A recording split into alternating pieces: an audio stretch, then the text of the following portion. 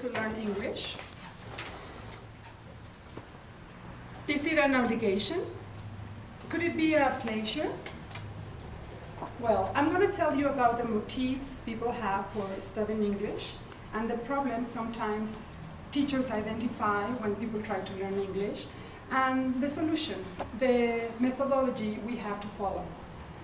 Many people start studying English because it's a requirement to get a degree or to get a good job. But for many people, this is a very difficult task to achieve. Actually, many people want to speak English. They want to interact. They want to socialize. They want to have friends all over the world. They want to enjoy life, enjoy the moments when they travel, if they ever have the chance to travel. But there are some problems we unconsciously have. For example, many people have a cultural block. You know, language is part of our cultural identity, just like our religious beliefs, our traditions. So for some people, it's kind of difficult to open their minds and accept that there are other ways to see life, to express feelings, to describe the world. They refuse to learn English. They say, why do I have to do this? Make the others learn Spanish instead. No? Now, the problems are, another problems very common is the lack of skills even in our own language.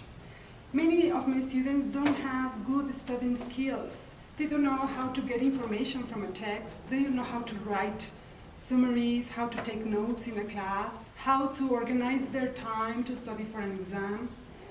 Another kind of lack of skills they don't have is critical thinking skills. They have to know how to infer information, how to understand the relationship of cause and effect in ideas, how to identify a fact and an opinion. The other kind of skills many students lack of is the linguistic. They don't know enough grammar. They don't understand the difference between an adjective and an adverb, between the subject and the object. They don't know how to use punctuation, when to place a comma, a period, or a semicolon, okay? So, another kind of problem that I remember F. Saplansky mentioned in his speech, I don't know if you remember, is the lack of hearing ability. Sometimes we don't identify different sounds in another language.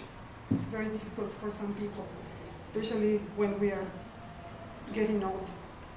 And the solution, well, linguists have made a lot of research. In the 70s, they developed the communicative approach. In the 1980s, many language schools in Mexico use the communicative approach. According to this approach, what you have to do is to learn how to use the language. For example, you have to learn how to introduce yourself, how to ask for information, how to complain about something, how to show empathy, and the grammar will be learned by deduction. By the mid-90s, this communicative approach of learning languages evolved into the action-oriented approach. In this action-oriented approach, students have to perform tasks in order to learn. For example, if kids have to learn how to describe a family, they can be assigned the task of drawing a family tree. They can even stick pictures of their family members. They are going to look for information. They are going to learn how to pronounce those words, and maybe they can present the project to their classmates, as I am doing right now, no? And that's exactly what we are doing here at Toastmasters. We are presenting projects, we are getting a lot of information, we are trying to organize our ideas, to find the vocabulary we need to express our ideas, the structures we need. And so that's what I was thinking, that even when this is not a language school, here we have a great opportunity to improve our English performance. All we have to do is to work on our projects, to work consciously, to look for information, to check the pronunciation before we are going to use new words, In that way, we are going to learn a lot of English. We are going to improve our English. One thing you have to remember is that you have to use the knowledge in order to keep it. If we don't use our language abilities, we might lose them. And there are very few opportunities to use English in Mexico. Of course, you can watch TV, you can use the internet, you can read books and magazines, but you also have to express yourself, express your ideas in the language. So here you have a great opportunity to practice this. Another important thing you have to remember is that you have that learning a language is a long life task. So you have to keep in mind that it will take time, but you have to be constant. You have to use your strategies to express yourself.